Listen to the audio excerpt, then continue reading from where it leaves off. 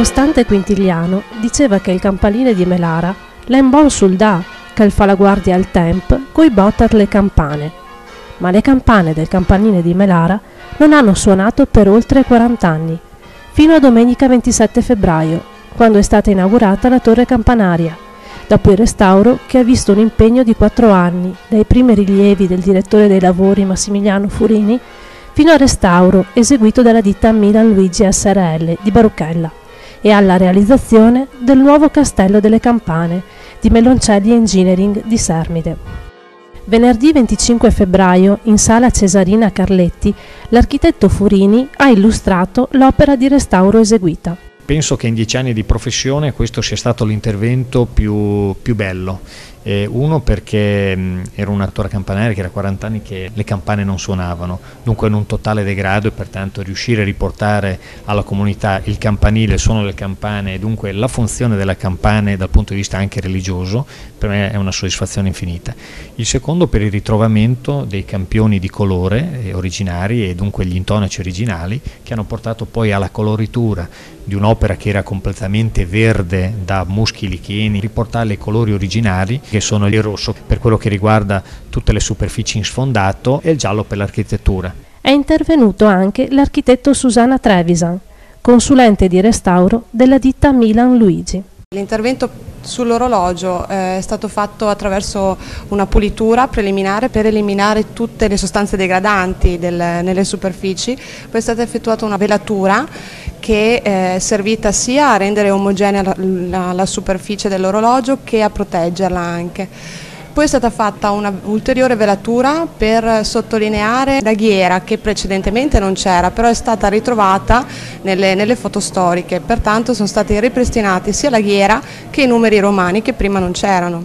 Il mistero che per anni ha avvolto la torre campanaria ce l'ha descritto invece Paolo Bononi. È sempre stata praticamente torre campanaria fin dagli inizi e con gli ultimi scavi fatti sulla piazza si è effettivamente chiarito anche il mistero che avvolgeva un po' questa torre, che ha avuto una funzione finale come campanile, no? Ma che in realtà faceva parte di un complesso storico e pare di un castello. Gli ultimi scavi della piazza hanno definito invece che la sua funzione che conosciamo attualmente è quella di torre campanaria, dove c'era la vecchia chiesa, dove il selciato della piazza oggi ha di nuovo il vecchio disegno, ed è stata mantenuta nel tempo fino a quando la vecchia chiesa fu demolita nel 1672. Al taglio del nastro per il campanile restaurato era presente il sindaco di Melara, Francesco Losi. Avere una torre campanaria restaurata dà un certo lustro anche a tutto il paese, immagino. Noi l'abbiamo auspicato da tempo, ci siamo attivati perché questo potesse avvenire e siamo molto contenti che la parrocchia sia riuscita a trovare i fondi per dar vita a questo bellissimo restauro, perché la torre campanaria era ed è il monumento più antico che abbiamo a Melara ed è un po' lo specchio del nostro centro. Per la provincia era presente l'assessore Laura Negri, che ha spiegato l'importanza turistica delle opere ecclesiastiche. Le chiese, i campanili sono una risorsa straordinaria dal punto di vista turistico. Per esempio nella Sinistra Po, lungo questo fiume, abbiamo una serie di paesi e di piccole comunità in cui questi beni dal punto di vista architettonico costituiscono un vero e proprio patrimonio. Pertanto al visitatore potrebbe essere proposto un percorso lungo l'argine, approfittando però anche della conoscenza di queste chiese e di questi campanili. All'inaugurazione ha partecipato anche l'assessore Maria Luisa Coppola, a nome della Regione Veneto, che ha contribuito al restauro con 51.000 euro.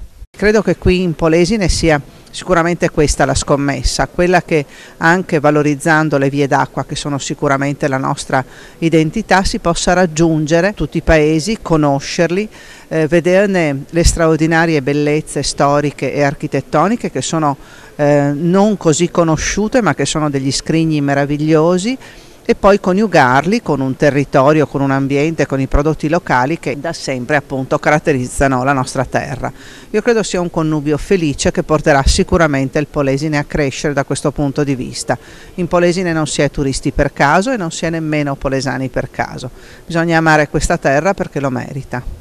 Il restauro della torre campanaria, costato 141.000 euro, è stato finanziato con 70.000 euro dalla Fondazione Cassa di Risparmio di Padova e Rovigo, per cui era presente il vicepresidente Fabio Ortolan.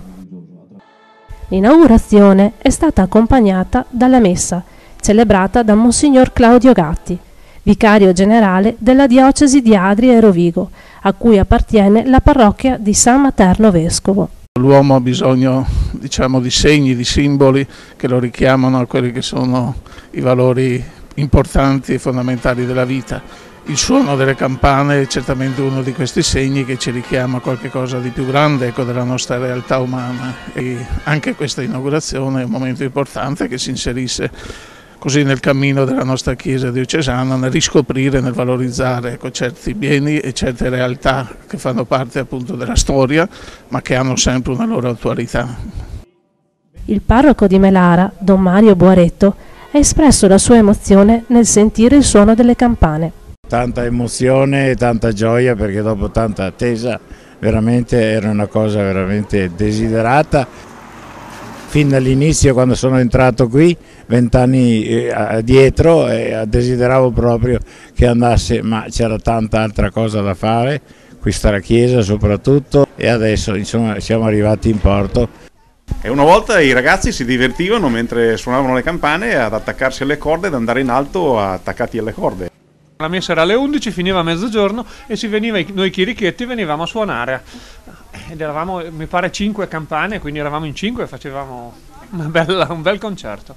Il significato del restauro conservativo della torre campanaria l'ha spiegato Furini attraverso le parole del noto architetto Amedeo Bellini. È un progetto di architettura particolare che non inizia con l'atto creativo e di fantasia compositiva, ma con l'umile atto conoscitivo e che subordina la creatività alla storia. È un progetto di conservazione.